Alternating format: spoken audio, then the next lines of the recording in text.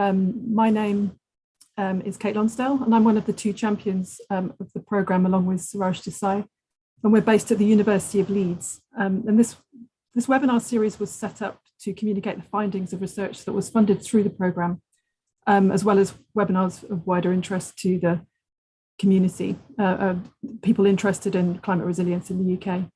So if you're new to the programme and you'd like to find out more about the aims of the programme, details of the funded projects, or to find links to previous webinars, please take a look at our website. The link is here on this slide. So the timings for today, so I'm going to say a little bit about some news that might be of interest to people on the webinar, and then we'll move quickly on to the sort of focus of today's webinar, which is understanding microbial communities of resilient peatlands. And this is the work that's being led by Professor Martin Evans at the University of Manchester, and it was sort of work funded through the programme. And then we'll hear a response from Tim Thom from the Yorkshire Peat Partnership, so on his thoughts on how this research could influence his work. Then we should have around 15 to 20 minutes for questions and discussion, and both speakers will be available to answer questions. So how to engage? I imagine that most people have been to several webinars by now, so we're having the presentations first, and then there'll be the questions and answers and discussion. But please feel free to post questions into the Q&A box at any time. You can also, there's a function also where you can upvote. If you see another question that you're interested in, and you want to hear it answered, you can upvote it. And as attendees, you remain muted unless you're enabled to speak by me. The webinar, the audio and the slides will be shared after the event and be available through our YouTube site. If you have any technical problems, please use the chat rather than the Q&A function. And just to note that this webinar is being recorded. So just a few items of news. So can't get rid of that top bar. No, program news. So these are items around COP. Should try and get rid of this as well. So both Suraj and I attended COP, and we got involved in a few events. Here is just some 4 examples of that. So the first one was around building resilience in a low carbon world. This was part of the Blue Zone Science Pavilion. So it was chaired by DEFRA Chief Scientist Gideon Henderson, and we showcased the work of the programme and also compared that with work going on through Future Climate for Africa programme, and really thinking about how these programmes were set up to sort of engage research users, funders, policymakers, at all stages of the research process to sort of make sure that the outputs were useful and usable. And then Suraj was involved in the second one around harnessing climate science for adaptation. So this is something that was, again, in the Science Pavilion in the Blue Zone, organised by the Met Office, but with support from the Red Cross, Red Crescent Climate Centre and FCDO and IPCC. And it's about exploring opportunities for climate science to sort of shape resilience building and get that into adaptation policy and practice. This third one is around a knowledge transfer network, space and geospatial pavilion event.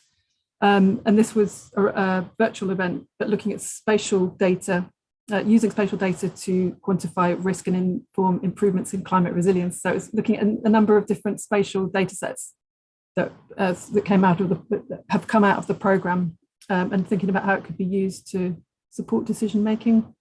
And then the final one I'm going to mention is some work through the Risky Cities project in the programme. So this is they'd worked with the National Youth Theatre to develop a performance called On the Edge, and this is about working with young people through the National Youth Theatre to think about how young people are being affected by climate information, things around eco-anxiety, and what it's like to be a young person in this sort of climate uncertain world. And then after that, the PI was on a panel discussion talking about how that work was developed. So if you're interested in any of those, please follow the links on that they will be shared after this event. Another quick mention of something that we launched at COP, which is this climate risk indicators new website. So this is built on work that happened through the programme by Nigel Arnell, and it's very much about helping people think through how climate risks are changing in their local area and across the UK. So it's a web tool, and you can look up indicators for sort of hot and cold temperatures, extremes, heat waves, and also thinking about things like heating and cooling degree days and what it means for specific sectors like transport, agriculture, river flooding, wildfire. And you can adjust for scale, so you can look at sort of local authority administration boundaries, national scales, other scales, look at different emission scenarios and different levels of warming. And you can download time series for each location, and you can then use that sort of in GIS mapping. So it should be a really, really useful tool, and hopefully available in perpetuity because they've bought the domain name for this. Couple of quick mentions is that there's 2 calls for evidence. One is by the House of Lords and the Climate Change Committee, looking into behaviour change in the context of climate change and the environment. So they're looking for evidence by the 13th of December. And then the Joint Committee on National Security Strategy, they're looking at critical national infrastructure and the effects of climate change on that. So, and they're looking for evidence by the 7th of January. So do follow those links if you think that's something that you could contribute to. Finally, Historic Environment Scotland has launched their adaptation plan, and this is part of their kind of work around climate action, which links to the net zero ambition to reach net zero by 2045. But this is the adaptation side of that. So it's acknowledging that climate change is already threatening Scotland's historic environment. So this plan is focused on what they're doing, but they think it has sort of wider relevance to other organisations, and also the process that they went through to identify this plan is also relevant to others. So it's worth having a look at.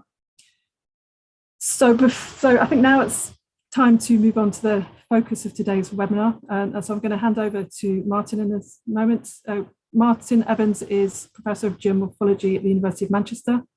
He's worked on peatland erosion and restoration and the links between these processes and peatlands ecosystem services, with a particular focus on carbon cycling and natural flood management. So through the funding he got through the programme, he ran a series of workshops that brought together peatland scientists, microbiologists, modellers, to think about the role of microbial processes in supporting peatlands in climate resilience. Okay, over to you, Martin. Thanks, Kate. Oh, it's not letting me share. Oh, now it is.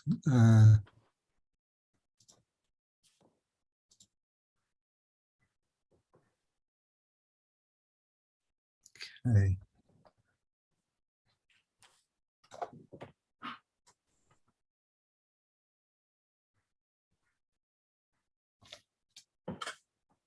Good. I'm hoping you can all see those. Yes. Brilliant. Okay, good. So as Kate said, the piece of work that we did that was supported by the Climate Resilience Programme was looking at the microbial processes that potentially underpin resilience in UK peatland systems. So the team leading it in Manchester was myself, Claire Robinson, Daniel Olston and Johnny Ritson. And as Kate said, what we were trying to do was bring together peatland scientists, microbial ecologists and peatland practitioners. I'm absolutely not a microbiologist, but we got into this because increasingly it felt as though the answer to the questions, why is this happening in a particular peatland, always seemed to be relating back to microbial processes.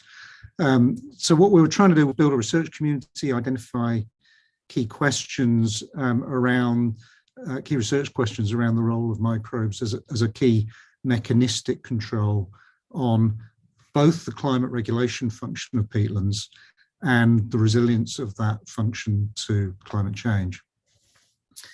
So what we were trying to do was unpick a kind of black box approach that a lot of peatland science has, which tends to relate peatland biophysical conditions classically water table as the key control on a lot of peatland processes, to a functional outcome, and in this case, perhaps greenhouse gas balance, CO2 and methane efflux from peatland surfaces.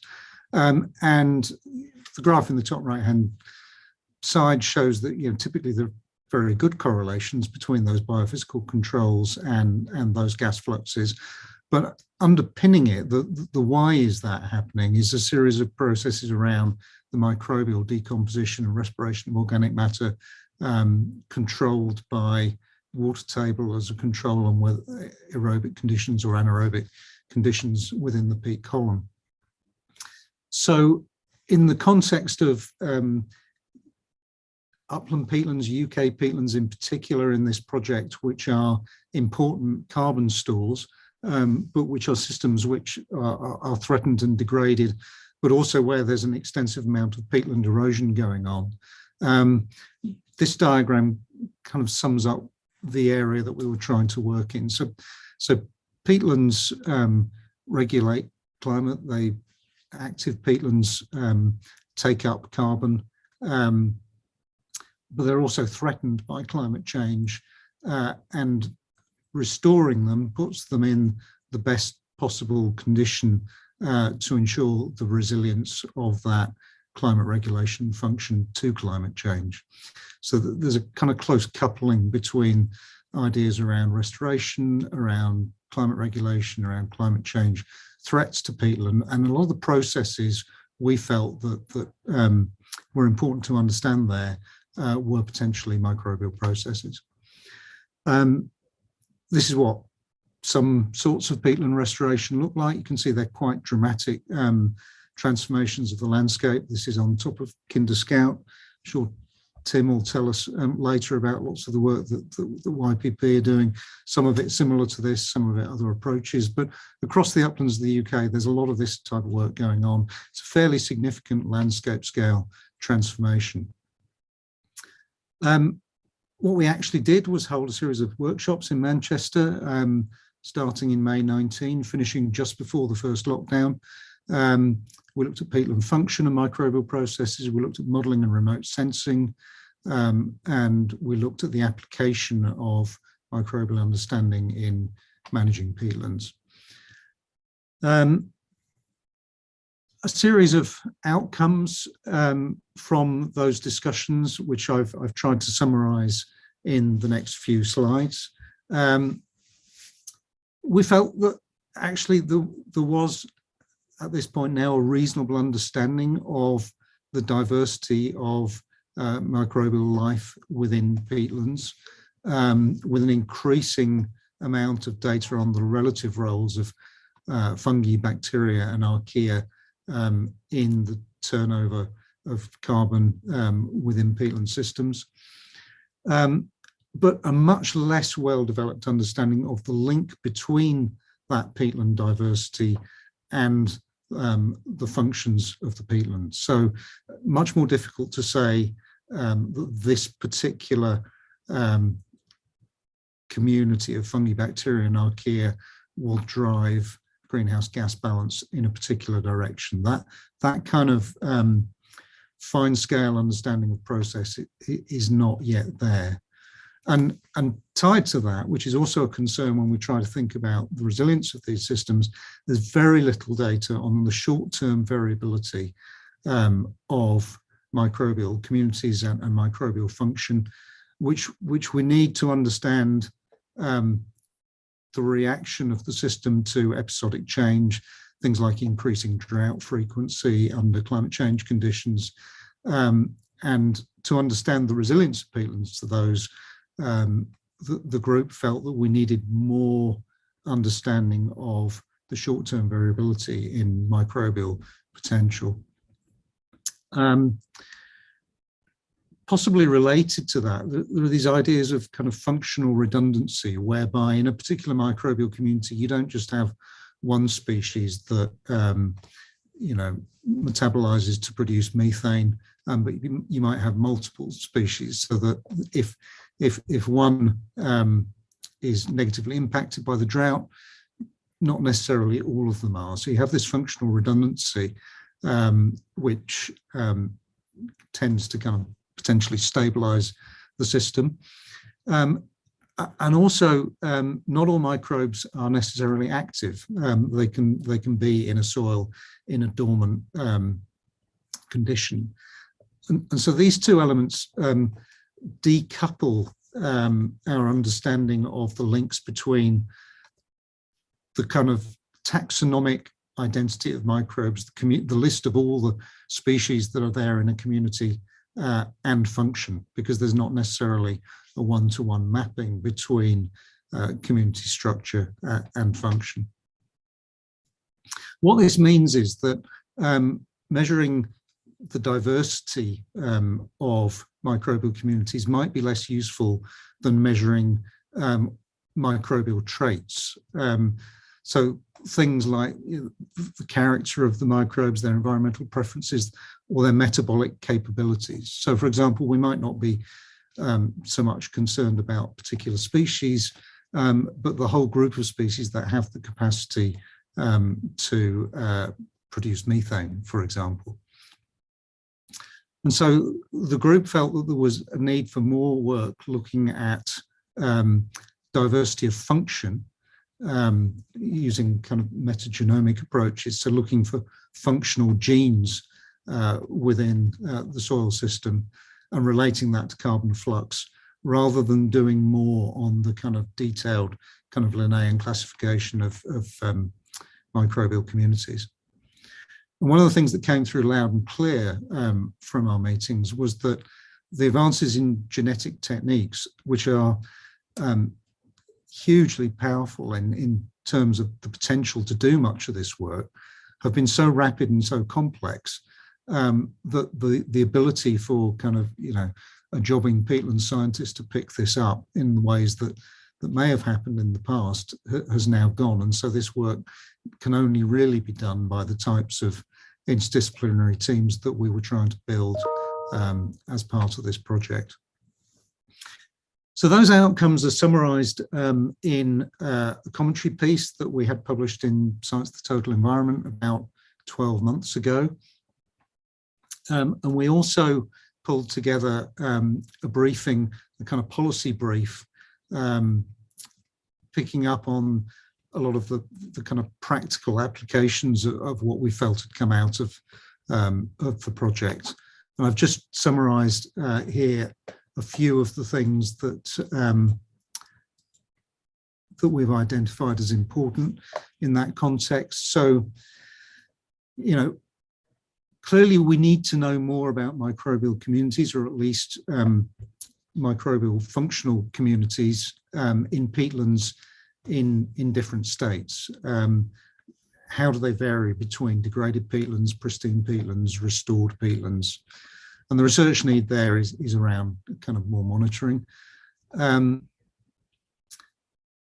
was a feeling that there was an opportunity here to define what a best case microbial community for certain types of peatland might be, and potentially to use that as an indicator of peatland health.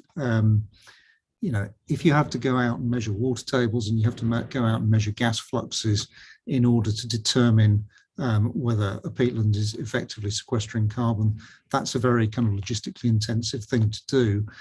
You could imagine a future where you can go and scoop up a bucket of soil, run it through the genomic box of tricks, and identify whether this is a microbial community that we would expect to be supporting carbon sequestration in the system.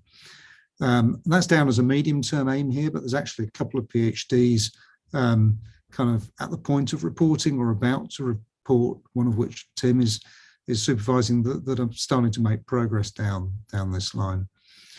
And then the long-term aim, and this definitely requires more research, laboratory manipulations, mesocosm type experiments. But the long-term aim is to understand whether, if we understand the processes, the microbial processes that underpin particular peatland functions, can we begin to nudge microbial communities in particular directions? So things like inoculating restoration sites, for example, with a kind of healthy peatland microbial community, is that potentially a way of enhancing our restoration work. Okay. One of our touchstones during this work was a paper written by Roxanne Anderson and others 10 years ago, which was probably the first good review paper on microbes and peatlands. And one of the things that we also set out to do as part of the project was to update that with the State of the Science piece 10 years on. I had hoped in the timing of this webinar that I'd be able to share the URL with you, but we've run into some issues with reviewers. So this is still in flight, but will hopefully be appearing before too long. But just to give you a few highlights from that. We know peatlands are resilient systems because they hang around for a long time. Most of the Holocene, there have been peatlands. And resilient microbial systems may be part of that. I'll talk a little bit more later on about kind of microbially mediated surfaces like methanotrophy and the role of mycorrhizal fungi, which potentially underpin climate resilience. We also have written about modelling and the possibility of using modelling approaches to explore resilience and tipping points underpinned by microbial processes. But those are not well represented in models at the moment. And the way forward there is likely incorporation of these ideas about traits into models as a way of simplifying what it is that we're trying to represent in model systems. One of the key questions that Roxanne Anderson asked 10 years ago is, what are peatland microbes? We're able to report quite a bit of literature that has made good progress on that. In the bacterial realm, acidobacteria, alpha and delta proteobacteria seem to be really dominant groups. Not groups where there are lots of cultured representatives, but where there's progress on using whole genome sequencing to understand their functions. And I think a really nice example of this comes from work by Houseman and others, who looked at acidobacteria and looked at their genomes and identified half a dozen different metabolic strategies that these bacteria were capable of using, which demonstrates, this, or underpins this idea of kind of functional redundancy, but also a really kind of resilient group of organisms that are able to adapt to quite dramatic changes within the system and potentially underpin some of those ideas around peatland resilience. What is clear, though, is that we need to start to identify the difference between the DNA that is in a sample, which is all of the microbiology that might be there, and what we get from RNA analysis, which tells us the ones that are actually active and gets around this issue of microbial dormancy. The review looks at the impact of warming and drainage. For warming, the evidence goes both ways for our archaea. You can see both increasing and decreasing amounts of methanogens. For bacteria, methanotrophs appear to decrease with warming. Fungi, again, the evidence is quite mixed. For drainage, archaeal communities are particularly sensitive to drainage, and we see kind of changing methanogen-methanotroph ratios associated with that. The biomass of methanotrophs seems to increase with drainage. One interesting study that suggests that that is quite different under different vegetation types.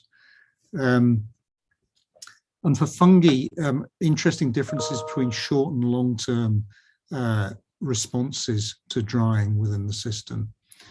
So just to pick that one up in a bit more detail, in the short term, drainage seems to lead to an increase in fungal abundance because fungi are more resilient to low water contents than bacteria. But in the longer term, as drier soils lead to changes in pH and vegetation and so on, the fungi are less resilient to those changes. And so we see an initial response and then a longer term response. So the kind of temporal nature of change is important to kind of bear in mind here as well. Another interesting thing that came out of the review is the importance of vegetation cover, and particularly this link with ericoid mycorrhizae, where we've got shrubs on peatlands. I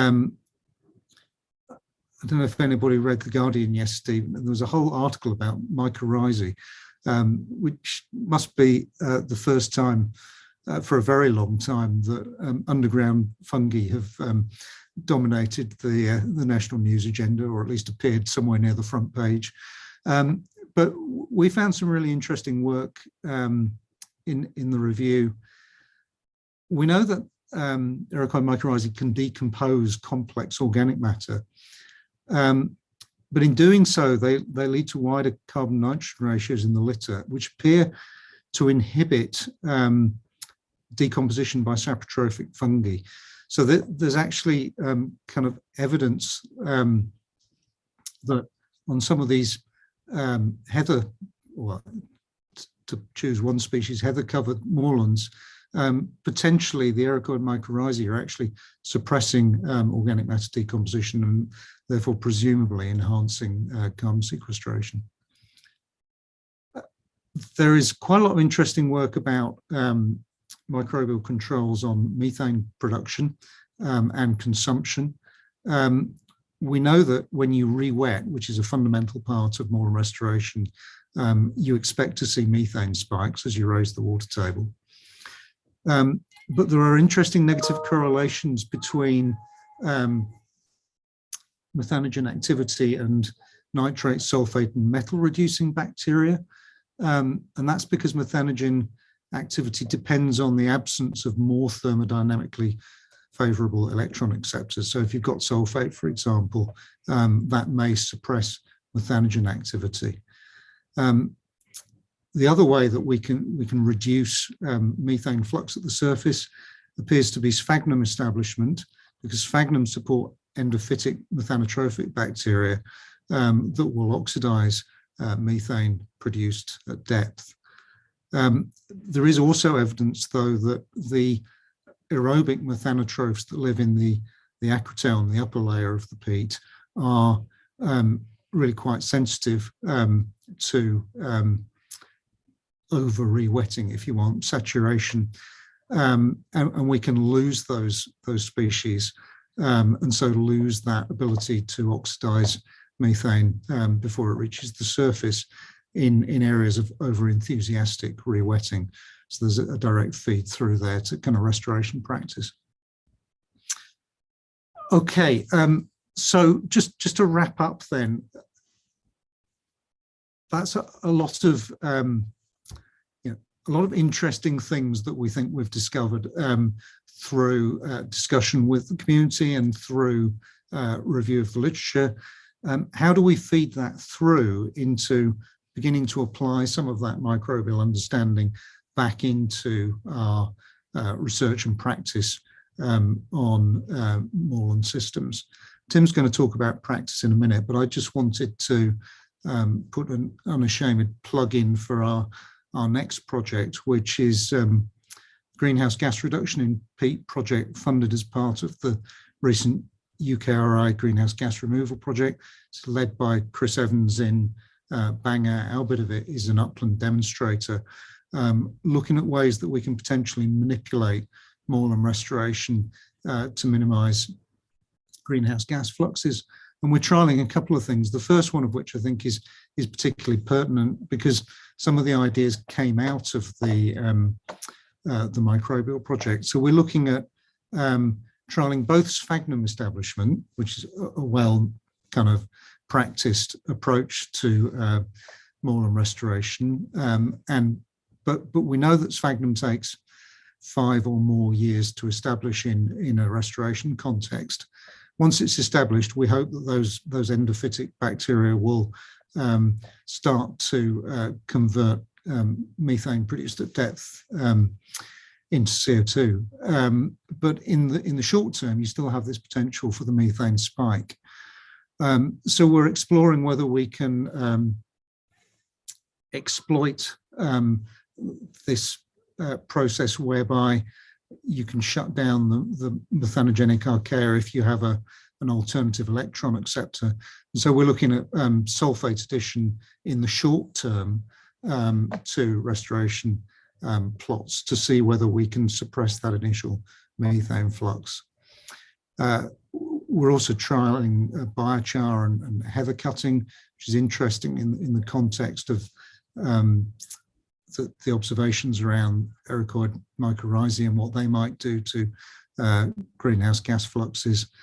And more importantly, or as importantly, as part of this work, we're setting up a fairly significant plot scale experiment that will allow us to do some more direct microbial measurement to explore some of these questions that have been thrown up by the Climate Resilience Project.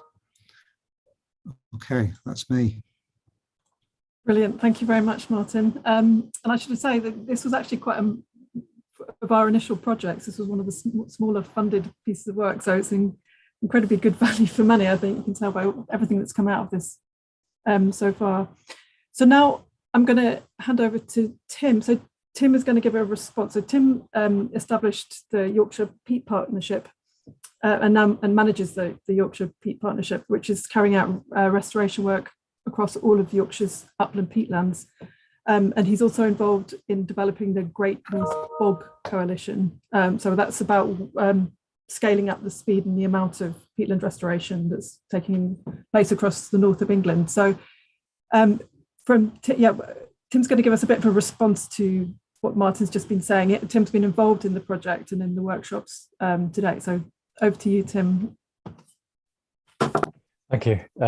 So yeah, excellent piece of work to be involved in. Thanks for that presentation, Martin.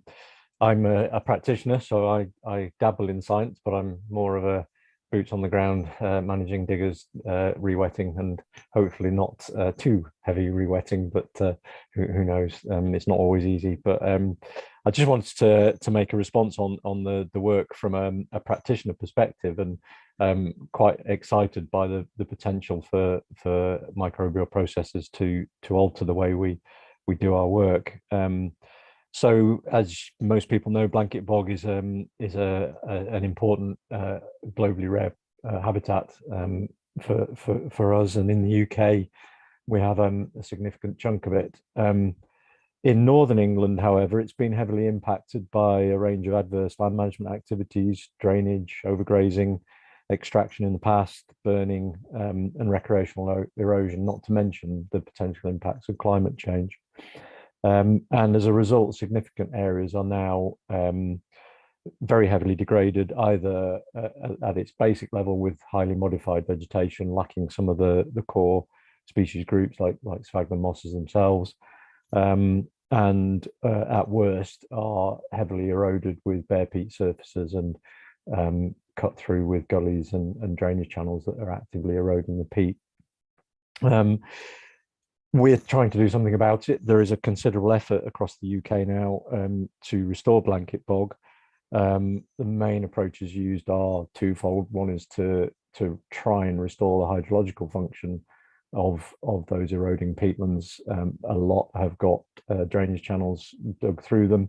They've then led to pretty severe and deep erosion gullies. So our work is about trying to block and bring that water table back up and slow the flow effectively of water off those peatlands. And then the second important piece of work is to revegetate those areas of bare peat with a wide range of techniques, culminating, we hope, with the reintroduction, or in a lot of cases, in where it's present, natural recolonization of sphagnum onto those bare peat surfaces. And our techniques have got more and more sophisticated as we've gone on. We're using more techniques now than when I started the project back in 2008, and we continue to innovate as best we can. However, Martin's excellent review and the team involved in that review have demonstrated that microbial processes clearly may play a big role in the way peatlands function, and potentially, from my perspective, in their restoration. But at present, it's fair to say microbial processes play no part in our toolbox when we're doing restoration. It's not something that we consider, and not something that we do anything about, really. So this review for me and the next steps provide a real first step in changing the way we do restoration, which I think is very welcome.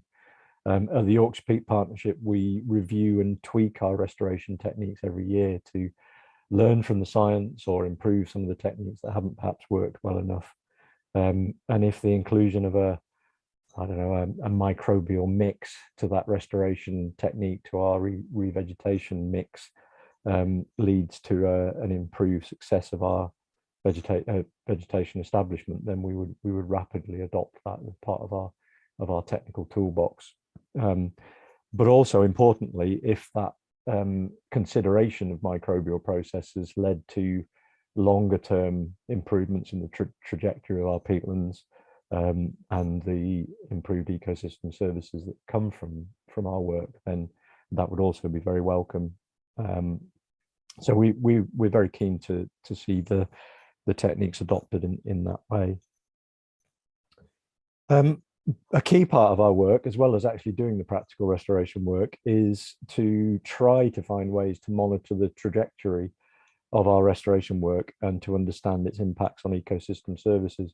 One of the reasons for us setting up the Great North Bog Coalition is that we need to work faster. Although in Yorkshire we've got something like 96,000 hectares of upland peatland, and the Yorkshire Peat Partnership has got about 36,000 hectares of that under restoration management.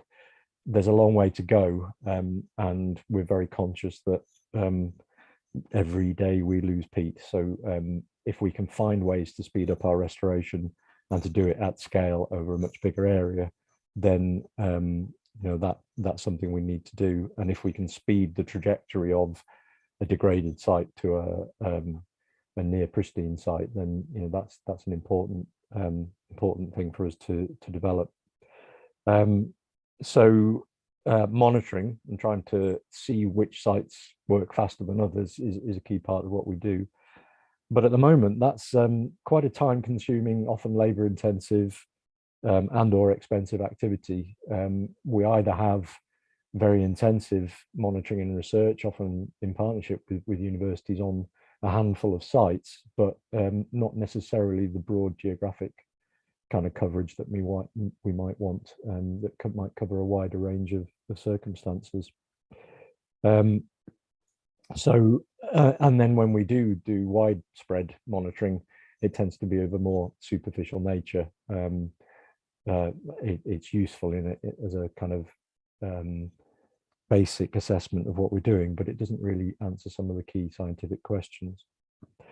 We're currently working in conjunction with the IUCN UK to develop a program of monitoring, a standardized monitoring program for citizen scientists to be involved in, called Eyes on the Bog, which is about setting up a series of modular monitoring stations. Depending on how much money and time you've got, they vary from a simple fixed datum rod in the ground to adding in fixed point photography or vegetation quadrat monitoring plots.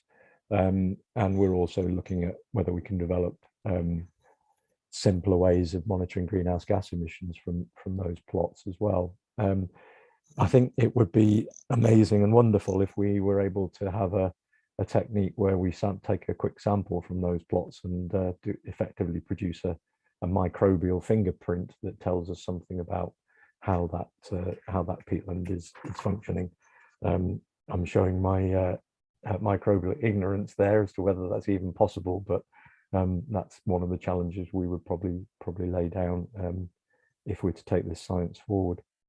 The result of that may well be that we would have an army of citizen scientists who could collect those samples across a massive area and give us a much more substantial way of carrying out surveillance on the progress of our peatland restoration. To me, blanket bog, and the reason I set up the Yorkshire Peat Partnership in 2008 was because of blanket bog in its own right as being an important habitat, an interesting habitat, a wonderful place to be, and that habitat was being neglected and needed to be cherished. However, this isn't really enough in order to secure funding and input from policymakers, and we do have to demonstrate what our work is doing for the benefit of humanity through ecosystem services, and in particular, as we all know, the role they play in climate regulation. Our work, our restoration work, as Martin's sort of kind of highlighted in his presentation, walks quite a tightrope of reducing CO2 emissions through the restoration work, covering up that bare peat, stopping that being oxidized, and maybe even, if we do it well enough, getting to a point where we have the blanket bog communities back, so they're sequestering large amounts of CO2 rather than they are currently emitting. And if we can achieve that through the restoration progress, that would be a fantastic result. However, the balance then is that our required restoration work involves rewetting, and that can lead to those tricksy methane spikes that we end up having to deal with.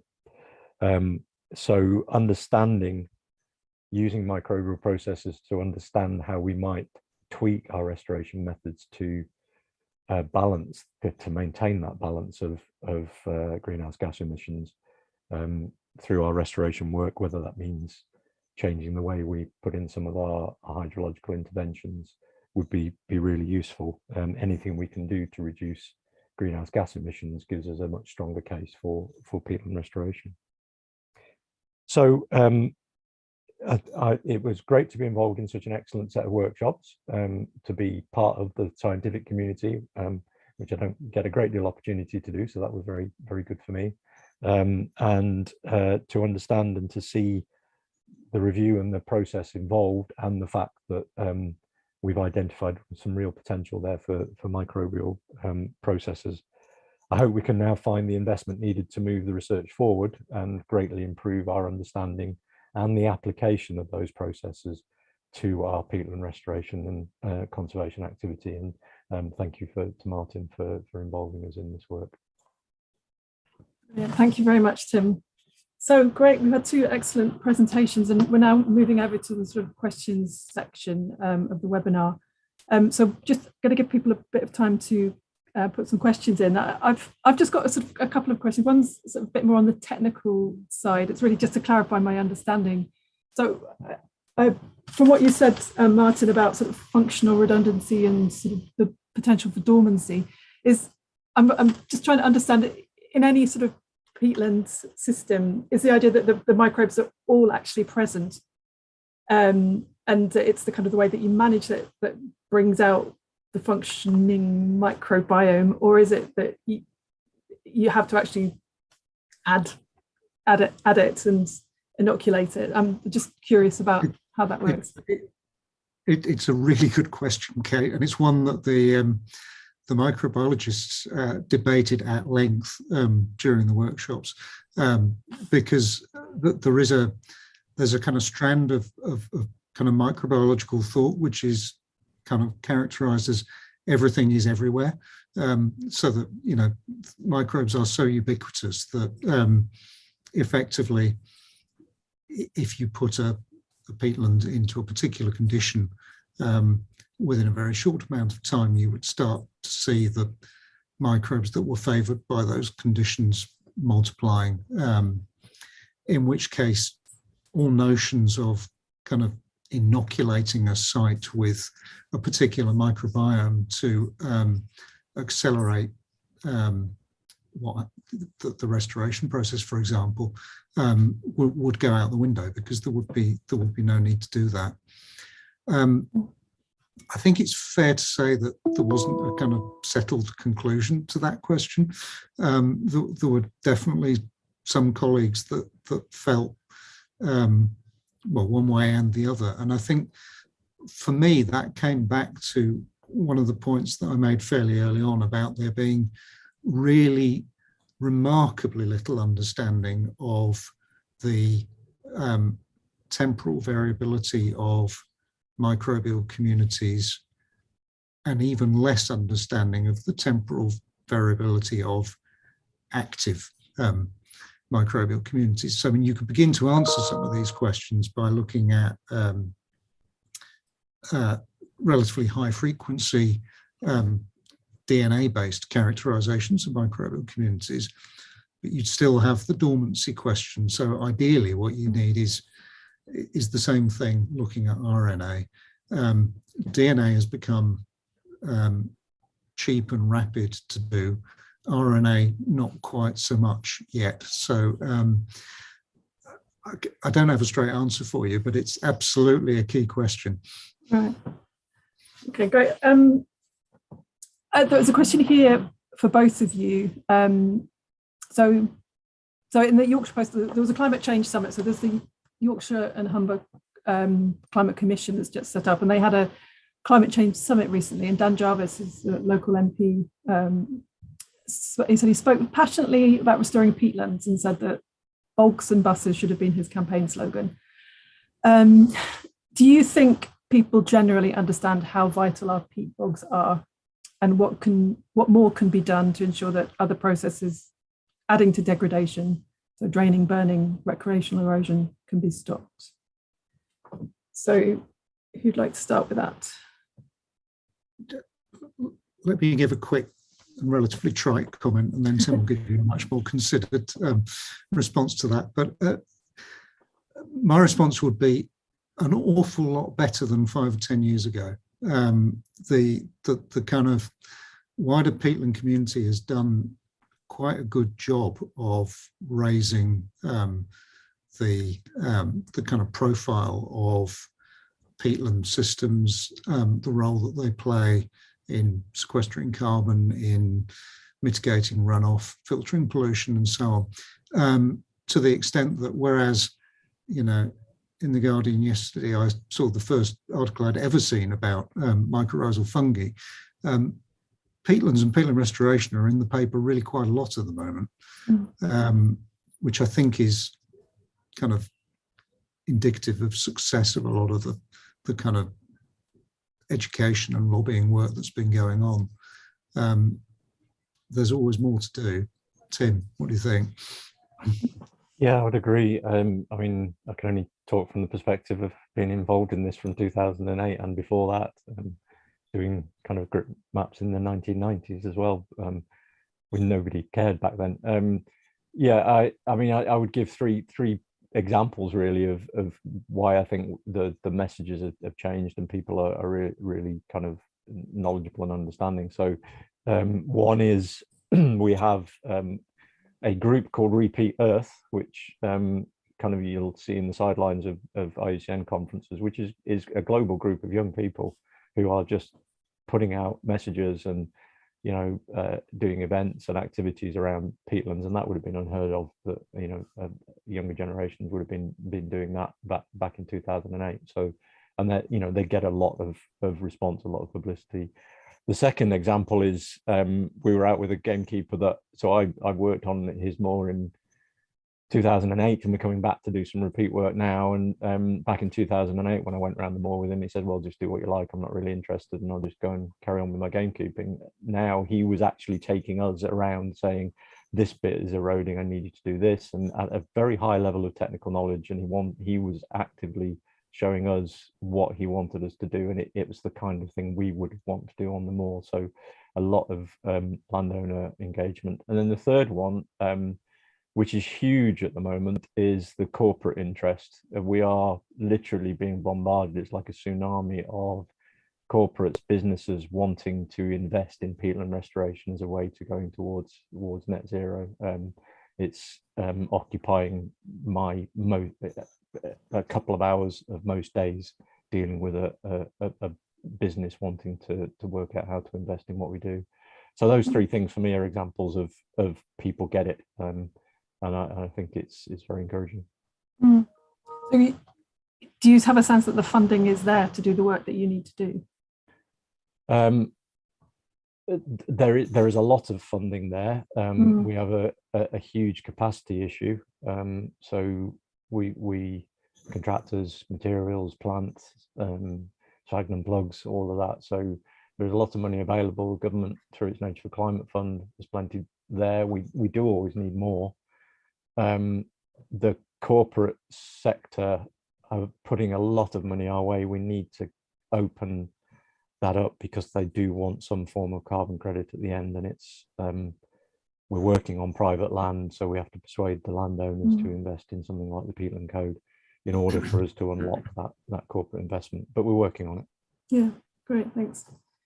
So there's another sort of slightly more technical question for you, Martin, here about, could you say a bit more about over enthusiastic re-wetting, what it is and what the consequences of it are? Okay, so I guess upland bogs are bogs as opposed to fens, so that they don't typically have extensive amounts of standing water. Usually there is a surface layer which drains relatively quickly, which is thin. It might be 10, 20 centimetres, called the acrotelm. A chunk of the acrotelm is actually, the sphagnum roots when you have a good sphagnum cover. And so what you have is this relatively thin aerobic layer at the top of the peatland, and then all of the rest of the peat profile is anaerobic. So the anaerobic layers are kind of dominated by methanogenic archaea, and so we're producing methane at depth, but not all of that methane gets pumped out into the atmosphere, because in that narrow aerobic layer you have aerobic bacteria which are methanotrophic. So they they metabolize the methane to carbon dioxide, with obviously less greenhouse warming potential. Now, because a lot of the restoration work that we do involves re-wetting initially, so blocking things up and ponding water, there is a risk that if you get it wrong, that what you do is effectively create very large pools and submerge the acrotelm and drown your aerobic methanotrophs. That's not an issue, where you've got localized blocking in gullies and so on, but some of the ideas that are around about kind of using very big, broad bunds across peatland surfaces, could potentially run that risk. So I guess the short answer is you can over re-wet, lose your thin aerobic skin, and therefore lose your aerobic methanotrophs, so that the methane produced at depth goes straight into the atmosphere. I can come in on the practical application of that as well, and Yep. it's one of these things we look at and review. So we are using long low bunds across areas of bare peat now, just to try and hold some water back. It's a good way of achieving rapid vegetation establishment, particularly sphagnum, but we do get big pools of water. However, some of our restoration sites, certainly in the higher altitude parts of the Yorkshire Dales, we've seen a rapid colonization with some of the more aquatic sphagnum species, which then will gradually terrestrialize those pools. So to take account of, it's very difficult to avoid that high level of water in those pools, but where we haven't got an immediate upstream source of some of those aquatic sphagnum, we now carry a bucket full of aquatic sphagnum and just throw a handful into each pool. And it's remarkable how rapidly they colonize. So coming back to the research, if those sphagnum are containing methanotrophic microbiota, then maybe that will compensate for the fact that we're losing those surface methanotrophs as well. Who knows? But it's a way we've tried to resolve some of that issue. Yeah, thanks, Tim. I meant to say that it's another one of these spike problems, because sphagnum establishment in those pools should solve the problem, but you have a period where potentially you have a methane spike again. Okay, there seems to be a related question here about if you could just say a bit more about the ericoid mycorrhiza and their role in the decomposition of and carbon balance. So how does this relate to restoration of what we refer to as functioning wet bog, where sphagnum is abundant and ericoid species such as heather are less dominant?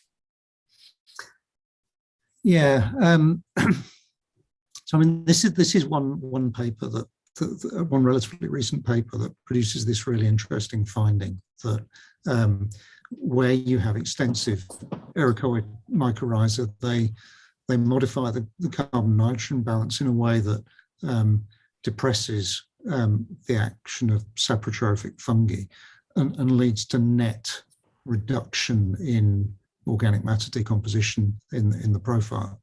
Mm-hmm.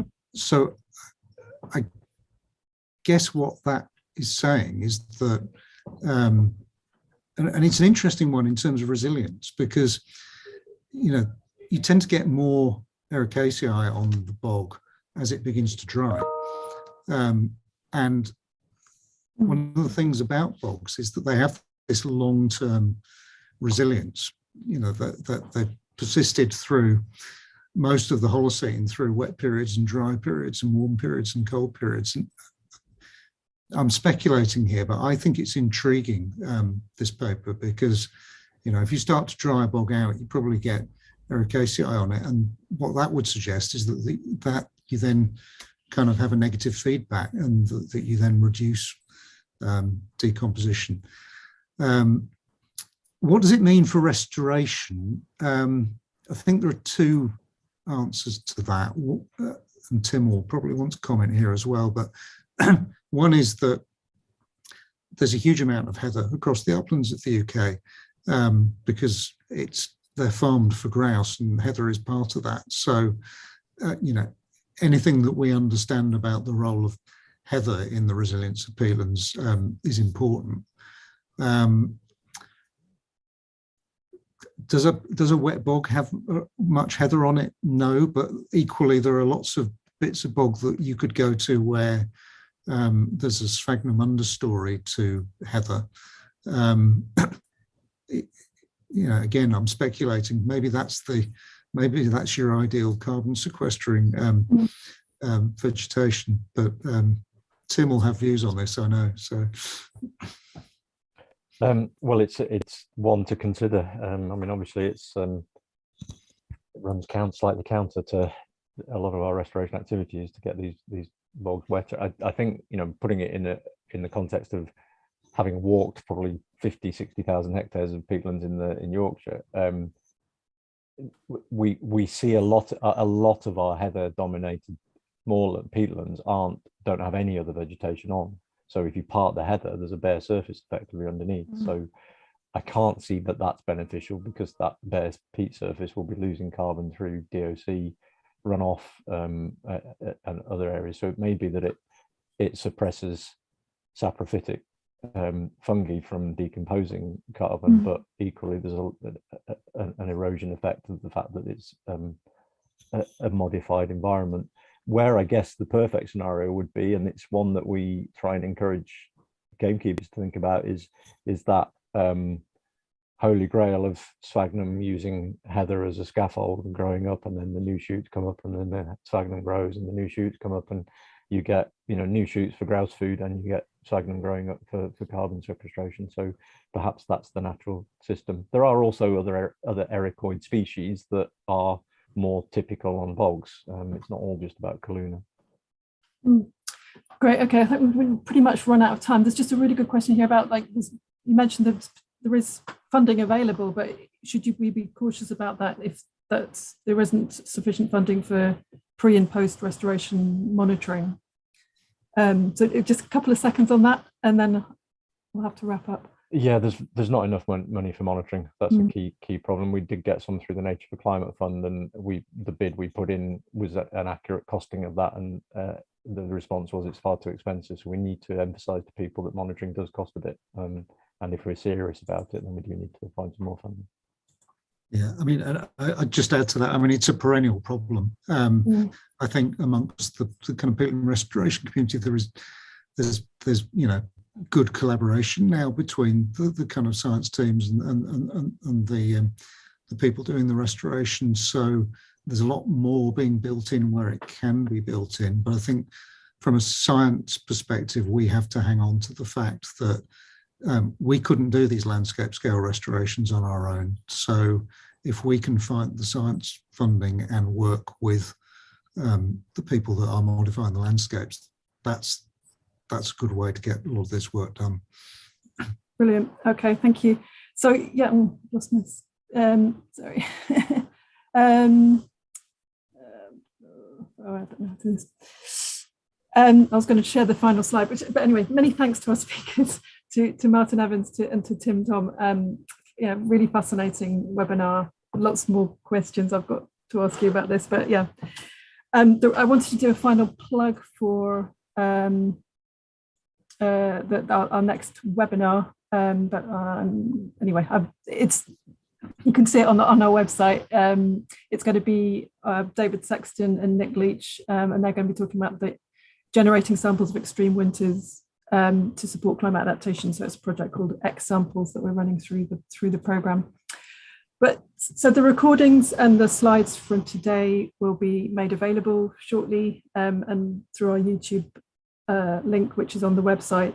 So it just remains for me to say thank you so much to Martin Evans and to Tim Thom for your presentations and for all the questions. So thank you very much. Goodbye.